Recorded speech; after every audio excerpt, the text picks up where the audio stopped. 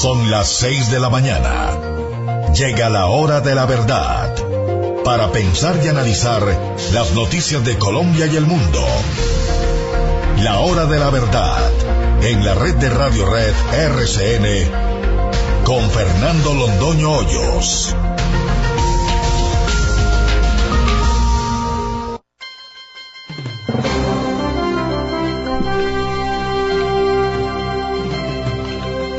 Muy buenos días.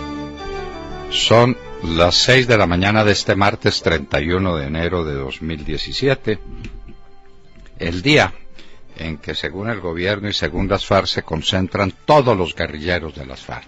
Todos quedan concentrados. Van a ser 2 o 3 mil bandidos que le ganaron la batalla a un ejército de 300.000 hombres. Ese fue el milagro del general Flores. Esa es su tarea. Ir a La Habana para convencerse él, no, él debe estar convencido porque pues entre sus brumas mentales no tiene ni idea dónde está parado, para convencer a quién de que la guerra está perdida, de que hay que entregarle todo esto a las FARC, porque 2 o 3 mil le ganaron a 300.000 hombres del glorioso ejército de Colombia. Esto es lo más ridículo que le puedan contar a uno como historia, y no tiene sino una explicación, la explicación de los traidores. No dice, ¿cómo es posible que esos bandidos, que no saben dónde meterse, que no saben dónde estar, que les han prometido el oro y el moro, y son 2 o 3 mil o 4 mil o lo que sean, ponen en jaque a un glorioso ejército, el mejor entrenado, el mejor capacitado, el de mejor voluntad de lucha? Simplemente acabaron con él, lo neutralizaron y le entregaron el país a los 3.000 bandidos que hoy se están concentrando. Pero milagro, se concentran y al mismo tiempo van a erradicar 50.000 hectáreas de coca. Eso sí es el milagro, el don de la ubicuidad. Según nos han dicho, aunque sabemos que eso es mentira, los lugares de concentración no tienen nada que ver con las plantaciones de coca ni con los lugares por donde transita la cocaína saliendo para el exterior a envenenar a la juventud americana y a la juventud europea después de haber envenenado a la juventud colombiana. Pero al mismo tiempo que van a estar concentrados, van a estar erradicando 50.000 hectáreas de coca, porque tienen el don de la ubicuidad. Eso es lo que nos dice. Mañana miércoles, sube todo en Colombia. El impuesto del IVA aumenta un 20% a partir de mañana. Esto en un país quebrado, que no está creciendo, cuando los bancos empiezan a exhibir una cartera muy preocupante, una cartera por cobrar. La gente ya no le puede dar más vueltas a su tarjeta de crédito porque es imposible. No hay empleo en ninguna parte. El desempleo informal es un absoluto drama en Colombia. Es la tragedia colombiana. El desempleo juvenil también. Entonces, de regalo, nos dan una reforma tributaria en la que no cree nadie, ni siquiera las calificadoras de riesgo, porque había que aplacarlas y había que convencerlas de que mantuvieran la calificación para Colombia. Pues señor, B, menos con tendencia a la baja, y ojo a la situación fiscal del país, que es insostenible. La defensa de los inmigrantes. Las posiciones extremas de Trump en la materia han llevado a muchos a defender a los inmigrantes. Nosotros los defendemos, simplemente por razones históricas. Los Estados Unidos son un país de inmigrantes que lograron fundirse dentro de las bases de una constitución esencial, no solamente la constitución escrita, sino la constitución esencial de los Estados Unidos, y conformar el más grande país del mundo, un país de inmigrantes. Los Trump son inmigrantes. Todos son inmigrantes, con mayor o con menor antigüedad, de manera que hablar contra los inmigrantes es hablar contra la esencia histórica de un país y del mundo. Si apuramos las cosas, vamos a llegar a esa conclusión. Pero en los Estados Unidos la historia es mucho más visible, es mucho más clara. Ese es un país de inmigrantes y por eso la Estatua de la Libertad preside el ingreso de la gente a esa gran nación.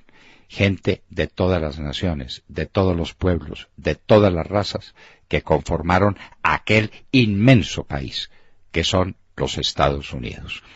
Y entre esos que llegaron para ser un gran país están, por supuesto, los hispanos, que le han dado vida con su trabajo, con su inteligencia, con su fe, a esa inmensa, gigantesca nación. El sol en las espaldas.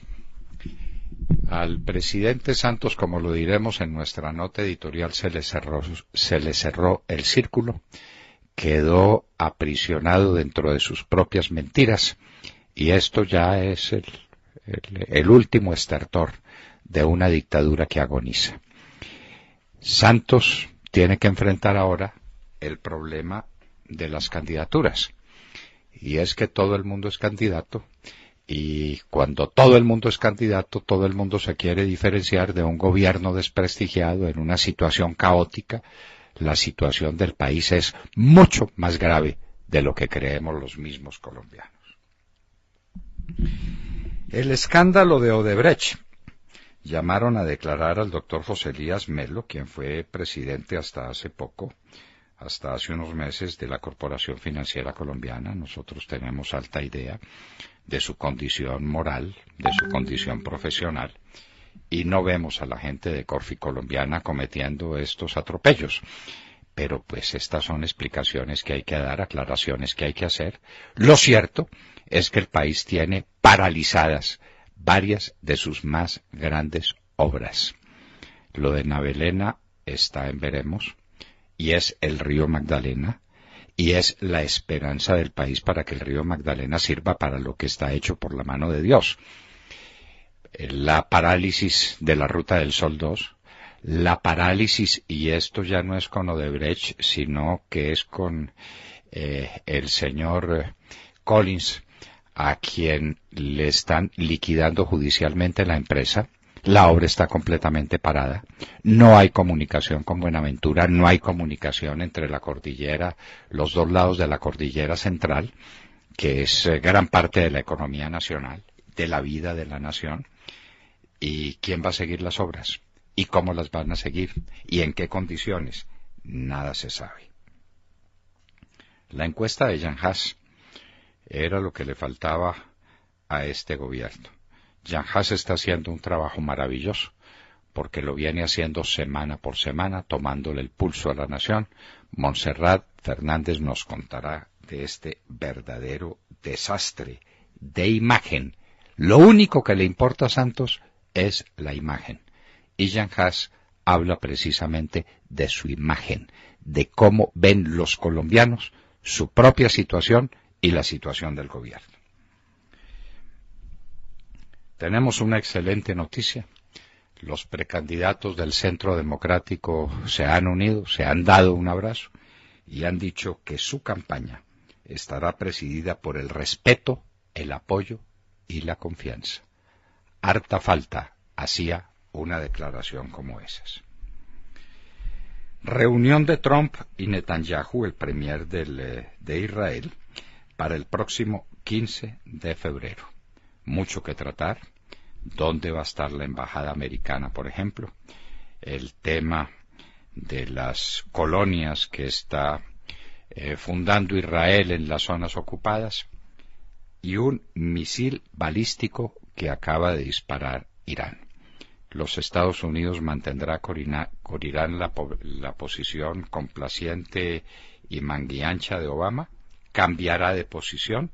¿Qué es lo que va a pasar en esa zona definitiva para la paz del mundo?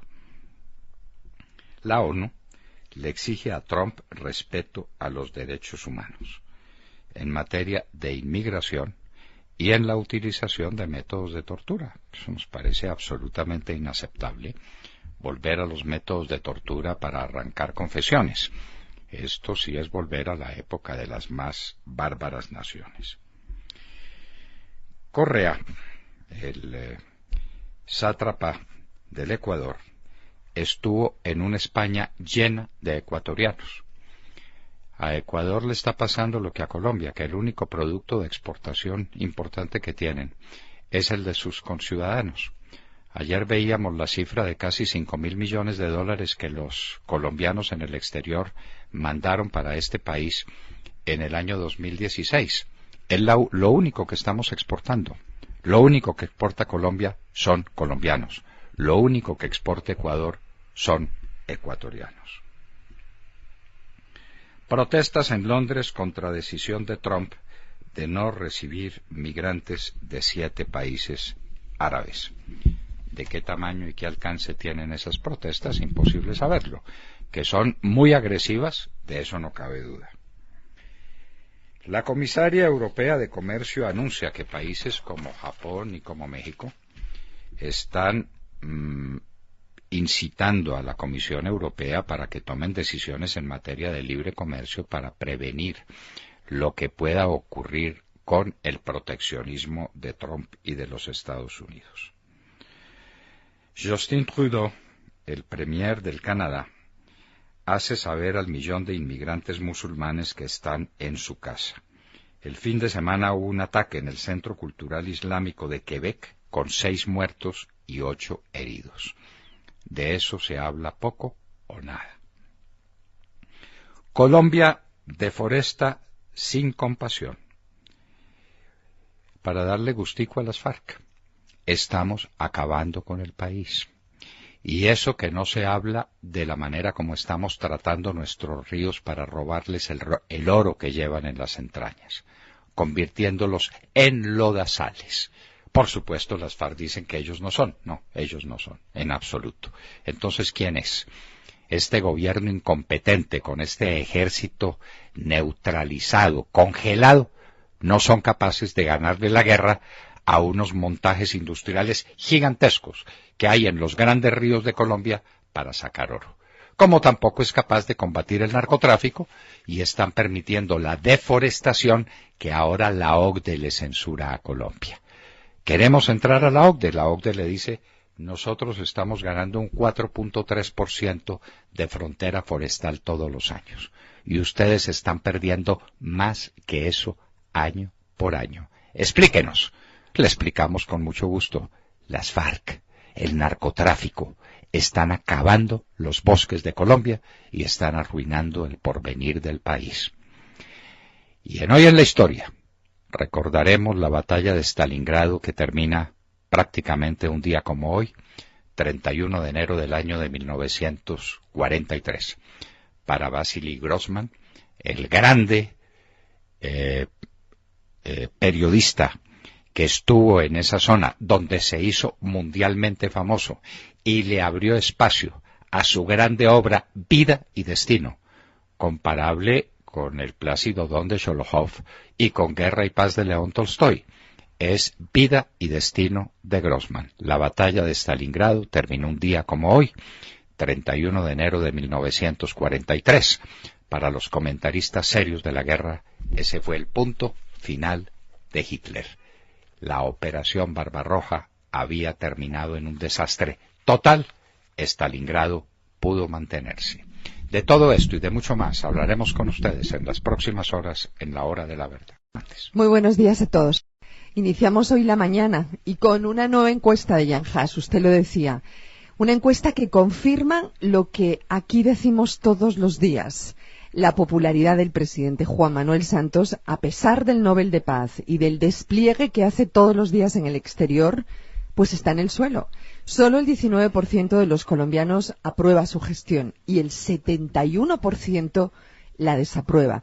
Una caída considerable desde la última encuesta, en donde tenía el 24% de desaprobación y bajó hasta el 19%.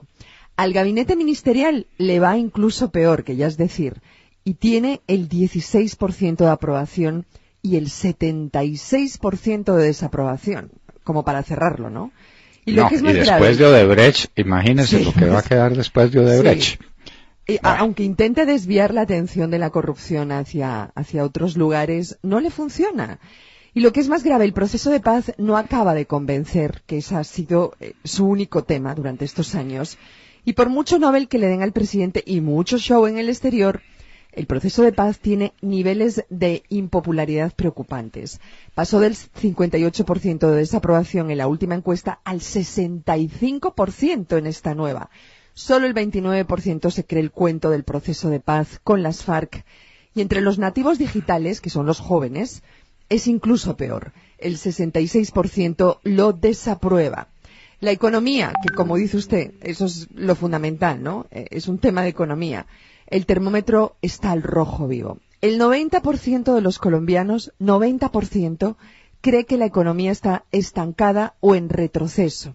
Entre los jóvenes es también peor. El 91% cree que la economía va mal. Y las empresas, que tradicionalmente eran las más positivas, aparecen ahora reconociendo que esta es una situación difícil. Desde diciembre pasó de un 16% que creían que la situación estaba empeorando hasta el 26% que aparece en esta encuesta. El 59% de los colombianos tiene una mala o muy mala expectativa de empleo. Consumo, miren lo del consumo, solo el 7% es optimista y el 51% cree que la situación es mala o muy mala. La reforma tributaria dejó muchos daños, porque el 86% está en desacuerdo y solo el 9% de acuerdo.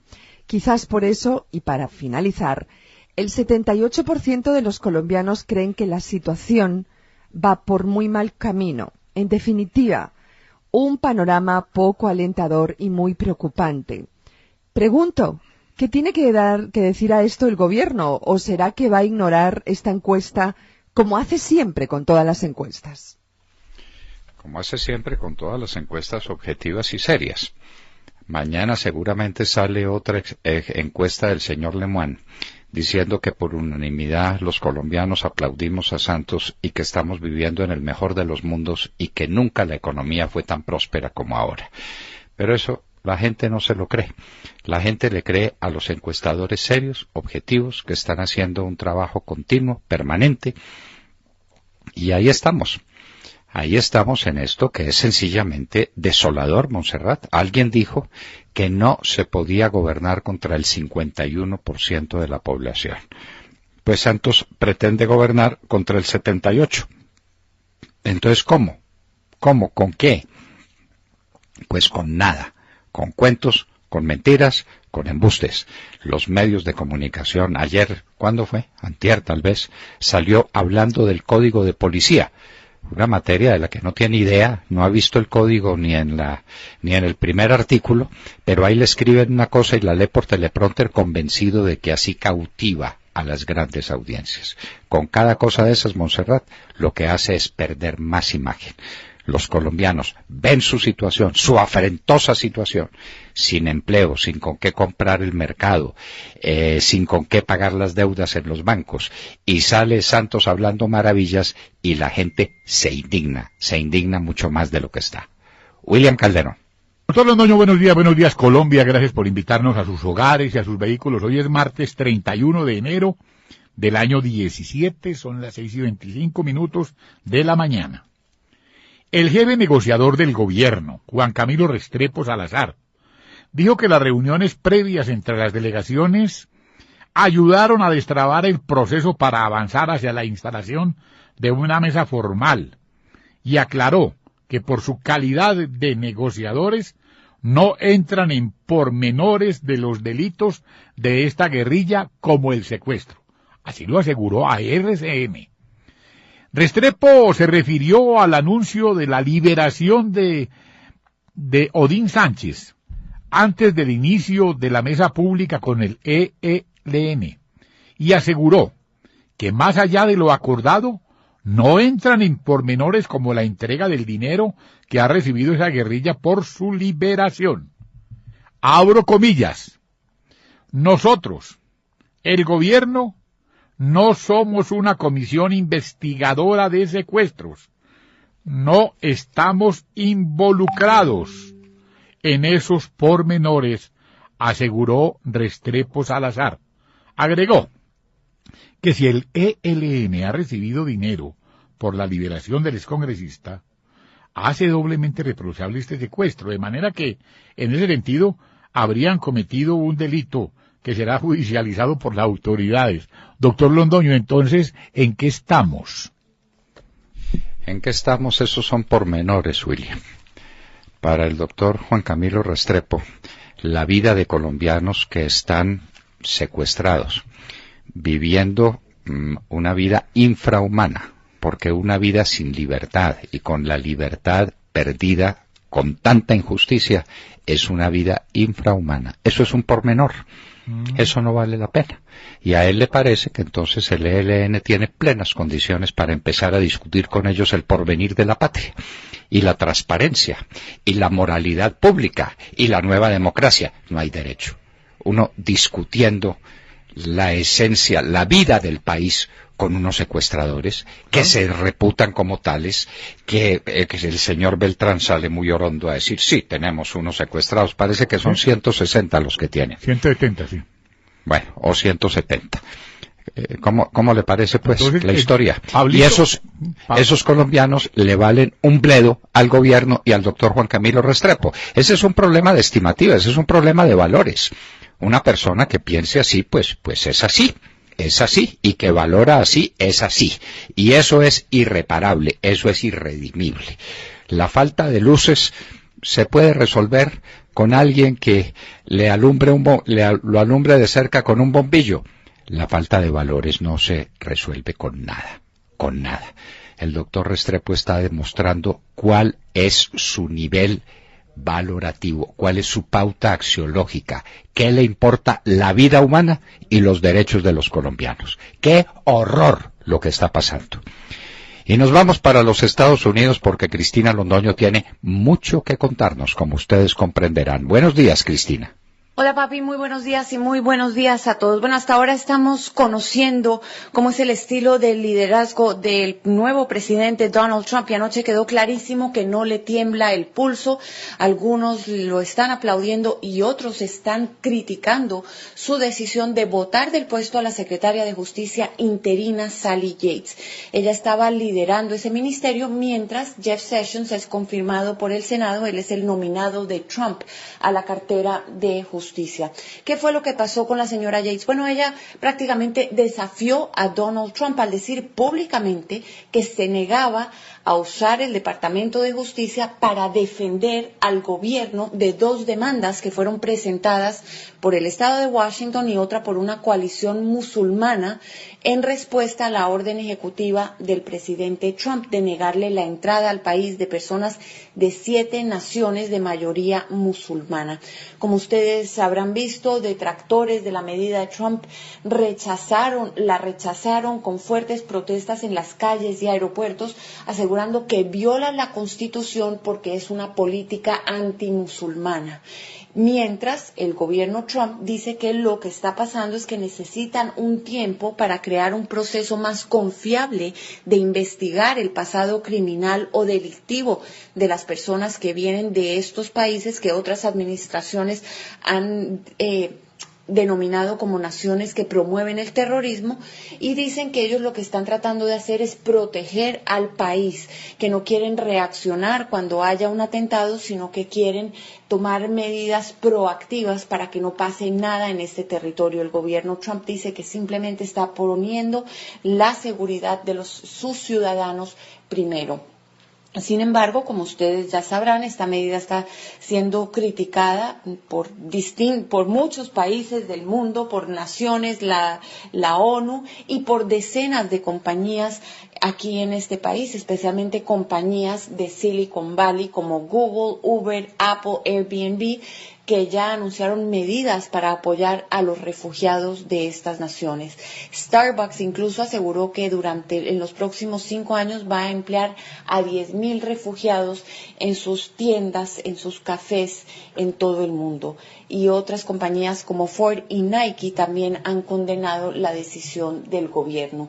Es una batalla legal que hasta apenas comienza. Por otro lado, también les puedo decir que se está viviendo nerviosismo en las comunidades latinas por otra orden ejecutiva del presidente Trump sobre la manera en que hay que lidiar con los inmigrantes indocumentados. Anoche entrevisté a la mamá de 2 hijos ciudadanos, de una niña que está protegida de deportaciones por ser estudiante, y ella me dice que aunque lleva más de 20 años en este país, se está sintiendo como una criminal, se está sintiendo perseguida y que empieza a haber verdadera paranoia en sus comunidades. Y es que en la orden ejecutiva el presidente Trump dijo que además de considerar a los acusados de crímenes, convictos o no convictos, de ser prioridad de deportación, ahora incluye también a muchas personas más. Hay una cláusula que dice que a todos los que hayan cometido algún acto del que podrían ser acusados criminalmente. Esto es una directiva tan amplia que una abogada me dijo que dependiendo de cómo sea implementada podría no dejar títere con cabeza. ¿Por qué? Porque podrían estar incluidos en la prioridad de deportación personas que han entrado sin documentos al país, todos los indocumentados. Otro grupo, o si no, los que se han quedado más allá de lo que les permite la visa, también serían prioridad, o incluso los que han manejado sin licencia. Esta abogada me dice que la peor parte, la parte más angustiosa, es que hay que esperar a ver cómo va a ser el gobierno para implementar o para interpretar estas acciones ejecutivas. Hay otra, por ejemplo, otra cláusula dentro de la acción ejecutiva que suma a cualquiera que haya usado un seguro social falso. Aquí los indocumentados lo conocen como un número chueco y es el que le dan a los empleadores para poder trabajar ya sea en el campo o en algún restaurante. Y la que más preocupación está causando dice que cualquier agente de inmigración puede decidir si un indocumentado representa un peligro para el país o para la sociedad, detenerlo y ponerlo en proceso de deportación. Esto quiere decir, dicen los expertos, que podría abrir las puertas a una cacería de brujas, a todo tipo de abuso contra los inmigrantes. Sin embargo, abogados y jueces de inmigración con los que consulté me dicen que ellos no creen que vaya a haber persecución masiva porque el país no tiene los recursos. No hay suficientes agentes, no hay suficientes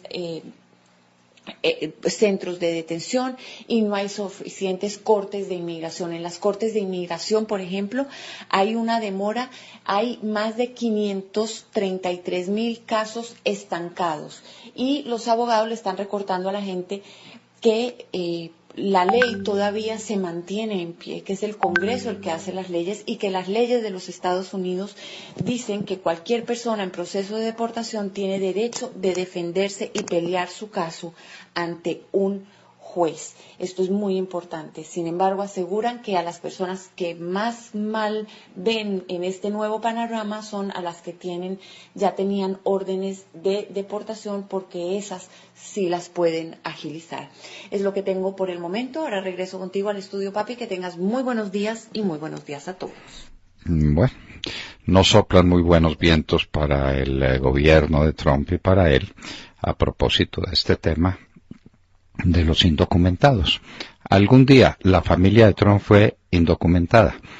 ¿Y qué diríamos de Melanie? Que ella es una inmigrante mucho más reciente. Y entonces los hijos de Trump son hijos de inmigrantes. Por Dios, no se puede luchar contra la historia. Santiago Castro. Doctor Londoño, muy buenos días y muy buenos días para todos nuestros oyentes y para los compañeros aquí en la mesa. A pesar de que los dueños ya habían tomado la decisión de proceder con el cierre de la compañía desde hace 3 meses, ayer la Superintendencia de Sociedades dio a conocer la orden de liquidación judicial de la constructora Carlos Collins S.A. Para las supersociedades, doctor Londoño, la orden procede debido a las deudas por impuestos que ya tiene acumuladas la constructora, el hecho de no estar realizando su objeto social y la no renovación de su matrícula mercantil. Collins S.A. al parecer no presentó retención en la fuente desde 2014, debe impuesto de renta de 2013 por 1.521 millones de pesos, impuesto a la riqueza de 2016 por 199 millones de pesos, entre otras, según reporta hoy el diario La República. Recordemos que la obra más importante adjudicada a Collins fue el túnel de la línea en 2004 por 629.052 millones de pesos, obra que sigue en veremos a pesar de los múltiples anuncios por parte del gobierno, en especial del vicepresidente Germán Vargas Lleras. Carlos Collins insiste en que la decisión está dirigida a causar daño, pues su firma ya estaba en liquidación voluntaria desde diciembre de 2016.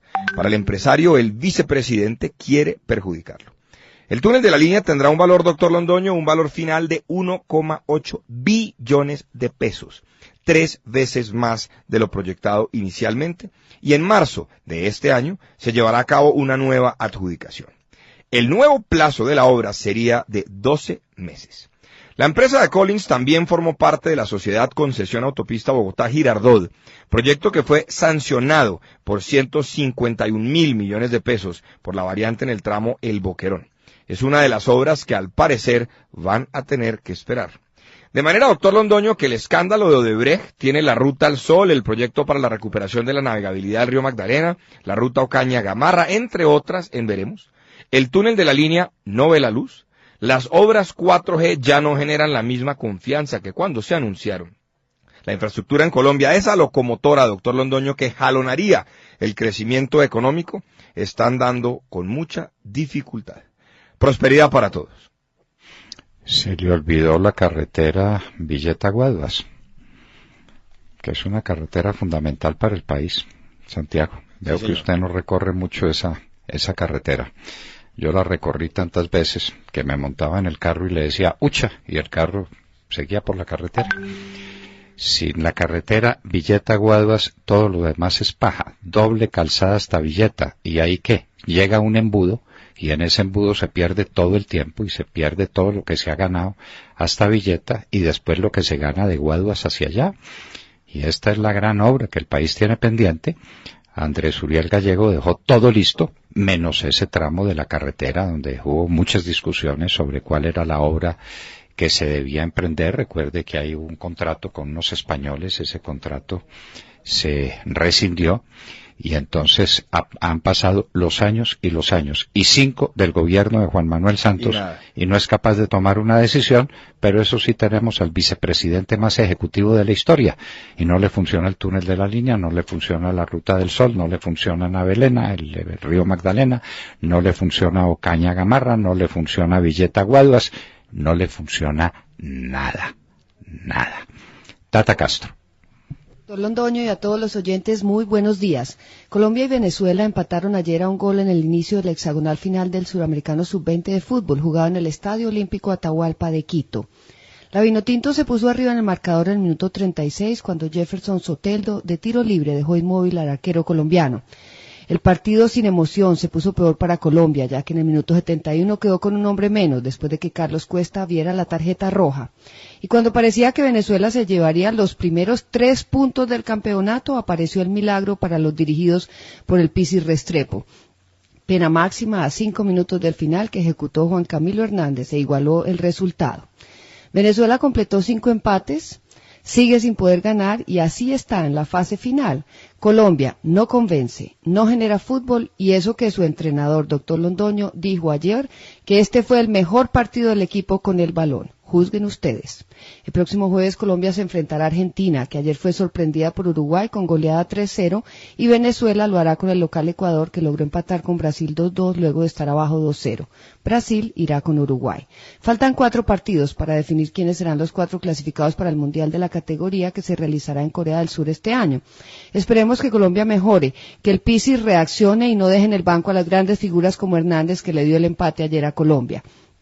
Empate con sabor amargo, doctor Londoño. Nada que despega a la selección sub-20 en su reto de clasificarse por 4ª vez consecutiva al Mundial. Y dicen que el penalti de Colombia es muy dudoso, ¿no? Sí. Dicen, no lo vi, sí. No lo vi. Pero, bueno, en fin, no estamos bien en el fútbol tampoco.